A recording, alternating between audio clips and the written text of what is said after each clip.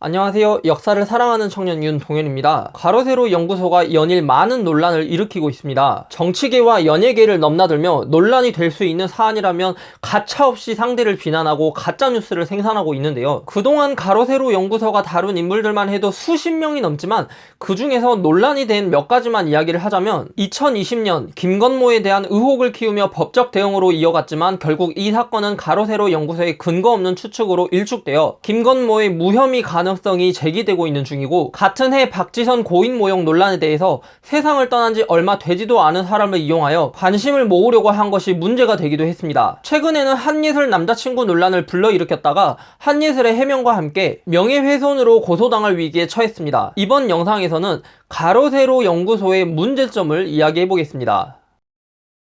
가로세로 연구소는 왜 이렇게 연예인의 삶에 관심이 많은 것일까요? 왜냐하면 연예인의 삶에는 사람들의 관심이 많이 모이고, 사람들의 관심이 많을수록 그들이 하는 말은 더 큰 논란이 되고, 논란이 더 커질수록 사람들의 관심은 돈이 되기 때문입니다. 이렇게 사람이 갖고 있는 원시적 본능을 자극하고 흥미 위주의 보도를 함으로써 선정주의적 경향을 띠는 이런 저널리즘을 옐로 저널리즘이라고 합니다. 옐로 저널리즘은 언론 윤리를 저버린 채 지나치게 자극적이고 편향적인 기사를 작성하는데, 사람들은 그 뉴스나 기사가 사실인지 아닌지를 떠나서 그 내용 자체가 재미있기 때문에 계속 이야기를 하게 되고, 그 이야기는 사람들 입에 오르내리면서 자연스럽게 왜곡되고 와전되기도 합니다. 하지만 그 이야기를 듣고 수용하는 사람들이 진실인지 거짓인지를 판단할 수 있는 충분한 사고력을 가지지 못하거나 한쪽에 치우친 사고에 매몰되어 제대로 된 비판적 사고를 할 수가 없을 때 그 이야기는 의혹과 논란에 그치지 않고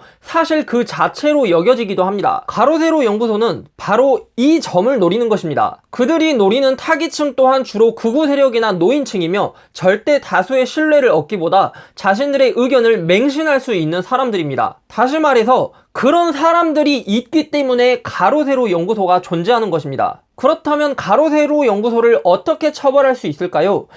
가로세로 연구소가 다루는 사건을 보면 인물 하나에 대한 미시적 사건인데, 예를 들어 5.18 역사 왜곡 중에 거시적인 문제는 어떤 특정이 되는 인물이 없는데 반해 미시적인 사건은 대상이 되는 그런 하나의 인물이 있습니다. 따라서 대상이 된 인물이 명예훼손으로 고소를 하는 방법으로 대응을 할 수가 있습니다. 하지만 가로세로 연구소는 그렇게 대응을 해오면 다시 악착같이 새로운 가짜뉴스를 만들어 퍼뜨리거나 인신공격을 하는 등 공격의 방법을 바꾸고, 대상이 대응을 하지 않으면 제대로 된 해명을 하지 않는다며 오해 후 계속을 불러일으키는 것입니다. 지금까지도 수많은 연예인들이 가로세로 연구소의 공격의 대상이 되고 법적 조치를 취하겠다고 밝혔지만 그들을 무너뜨린 적은 단 한 번도 없었습니다. 따라서 가로세로 연구소와 같은 거대 집단을 무너뜨리는데 이러한 개인 차원의 문제 해결 방법에는 한계가 있기 때문에 정부 차원의 어떤 법적 행정적 문제 해결 노력이 필요합니다. 실제로 2020년 방송통신위원회는 가짜뉴스를 뿌리 뽑기 위해 노력하였고,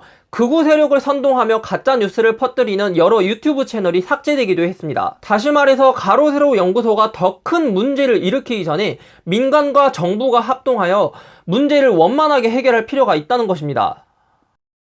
가로세로 연구소를 보면 강용석은 변호사라고 소개하고 김세희와 김용호는 기자라고 소개를 합니다. 하지만 남의 흉을 보면서 사는 사람이 변호사일까요? 기자로서의 언론 윤리와 도덕도 없는 사람이 기자일까요? 저는 대한변호사협회에서 강용석에게 품위 손상으로 벌금을 물거나 그들의 뒤를 봐주는 사람이 없는지 철저히 조사가 필요하다고 생각합니다. 그런데 가로세로 연구소 유튜브 채널을 보면 연예계와 정치계 뉴스가 아닌 역사를 알리고 소개하는 영상이 올라와 있습니다.